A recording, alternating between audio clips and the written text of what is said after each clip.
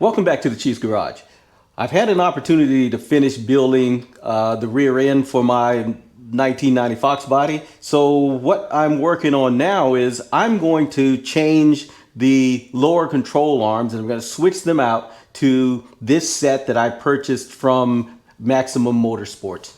This section allows me to adjust the spring height and get a fine tune on the rear suspension. Ever since I've owned my car, it's always set higher on the driver's side than on the passenger side.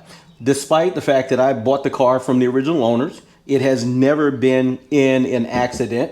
It is clean and rust-free. All the door gaps all match. Everything appears to be in perfect condition. Yet even with the original springs, it's set higher on the rear passenger side. So I changed all of the bushings out. It has all new lower control arms in the front and the rear. Everything in the suspension was new. Reinstalled the stock springs. Suspension's almost an inch higher on the passenger side rear. Decided to change the springs out. So I put in a set of Steeda Sport lowering springs. It lowered the car really nicely up front. I think I got about, 3/4 of an inch in the rear. I've got about 1.25 inches up front. It sets great on the driver's side and it's exactly the way I want it. But on the passenger side, it's still almost 1 inch higher. I'll see if I can link one of my previous videos from a car show where I do a walk around and you can see the major difference from one side of the car to the other. So that is what drove me to purchase this product, because knowing that, of course, Maximum Motorsports is a quality brand, and you can buy these from other manufacturers. There are many different manufacturers that make these at different price points, so whatever works for you. But I decided to buy Maximum Motorsports. But I want to be able to dial in my rear now that I've got the differentials out of the car, and I'm about to put it back in. I've already put in new upper control arm bushings. I'm going to keep the uppers that I got from SVE. When I originally bought the Mustang and started to do the suspension, I bought these from Late Model Restoration, and they were drastically better than what was in the car from the factory, which was flimsy, and of course I put in isolators and all of the above. So I'm going to get these all changed out. I'm going to take some time to show you guys what it's like. I've already set this unit to the original ride height, and I did that by just taking a simple straight line from here to here and then measuring the spring perch to that straight line. The same thing that I did here on this one. So in essence, they are basically in the same position. And from there, I'm going to start to fine tune it. I like how the driver's side sits with the Steeda Sport lowering springs. Not too low, not too high. It's a great driving. And of course, those springs are progressive springs. So when I drive it around as an old man, I enjoy that it rides nice. But if you push it hard in corners, of course, it stiffens up. So what I want to do with these is see if I can't dial that suspension in, give it just the right set that I've been looking for all the time, and get rid of that annoying four-wheel drive look that's on the passenger side rear. So of course, the bolts that go through this, I got to take the mufflers out and everything, because I'm running Flowmaster Series 50s, which are a little bit bigger than the Super 44s or even any of the other I guess two chamber mufflers. So let me get all of that stuff out of the way, get the other one out. Once I get these all in and get the differential swung back in there, I'll bring the camera underneath the car, show you guys where I'm at. I'm gonna get the car on all of its fours. I'll remeasure everything again, then we'll come back and we'll discuss it. But I'm interested in knowing, guys, if you guys have had the same issue. Now, I had an 82, my 82 Foxbody GT. I had none of those issues. Of course, I didn't modify the suspension on that, and from the day I owned it until I sold it, I was still running the original 390 millimeter rims with Michelin tires, and it was a beautiful car. I should have never sold, but yeah, this annoys me, guys. I can't get the stance right on it, and there's nothing wrong with cutting springs if that's your thing. If that's you, you do you. But there's just so much. For a few dollars, you can get something that'll let the car handle and ride, and you can get the best enjoyability out of it. So hang with me while I move into the next phase of this, and I'll tack it on right after this. All right, so we've got her back down on all fours, and I've took it out for just a quick shakedown just to make sure everything was good.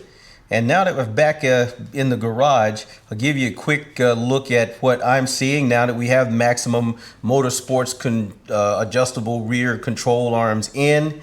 And we can see here that we're at level at the door seal front to back. I'm going to give you a measurement up front here. And looks like we're right at 25.5. This is a driver's rear. Looks like we're right at 26.25. We'll go around and see if we can get behind this. Kind of tight on the garage on this side. Remember, we're at 25.5 on the front on the driver's side. And we're at 25.5 on the passenger front. We'll snake our way down here between the car and the cabinets here and see what we're here. So looks like we're right at 26.5 on the passenger rear. So we're about a 1/4 inch low on the driver's side, or a 1/4 inch high on the passenger. Depends on how you want to look at that. And so to make that adjustment, I'm going to get the camera set up under here, and hopefully there's enough room under there for you to be able to see once I put a light under there. But that's exactly where I want it. It's not too low where I can't get over speed bumps and things that are going to be hazards out for daily driving, and I like to drive this car. And same in the front. I think that is just about where I want it. That's nice, and you know, gets rid of that 4-wheel drive look, but at the same time it lets me get over speed bumps and these driveway, you know, curb ramps and all of that without any issue at all. So give me a minute, we'll set the camera up here and some lights, and let's see if we can get a look under the rear of this and see if I can't get rid of that 1/4 inch difference that I have back there.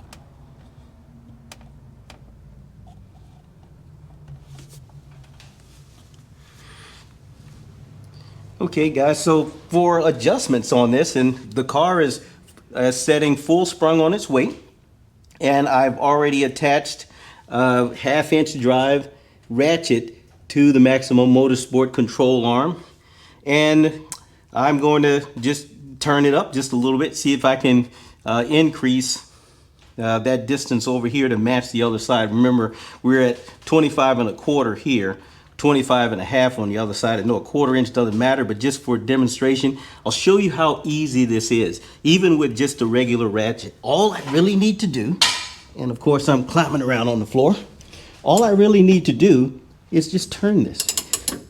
And you can see, just that easy. And I'm gonna check it again, and then I'll tell you where we are, and we'll see if we need to add any more to it. So right now, with that small amount of adjustment, that's actually too much, because now I'm at 20. Well, yeah, that's pretty good. came up just about a half an inch. We're gonna give it just a little bit more. Then we're gonna bounce it around.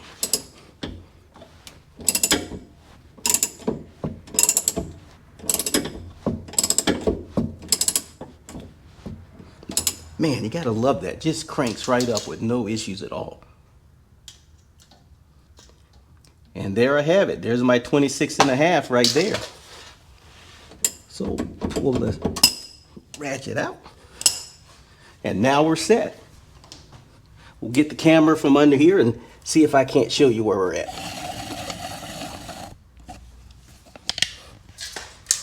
And just like that,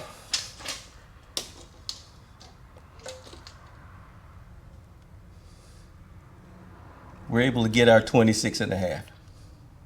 I hope that comes through. All right, guys, I'm happy with that.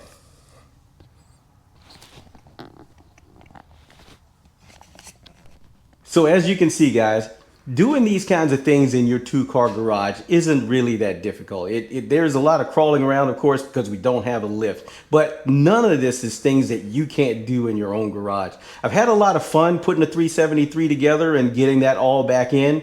But now I need to turn my attention back to the control system, which is the Terminator X that we have in the cabinet. We're going to start working on that here in a month or so. I've got a car show I want to go to on the 28th, so I don't want to take it down before then. Even though what you're going to see in this Terminator X install is going to shorten a lot of the things when it comes to wiring, I still want to, think that through a little bit, which is what I do with all the projects, really scrutinize them first so that when I go after it, I'm pretty sure that we're going to be 100% where we want to be when it's all done.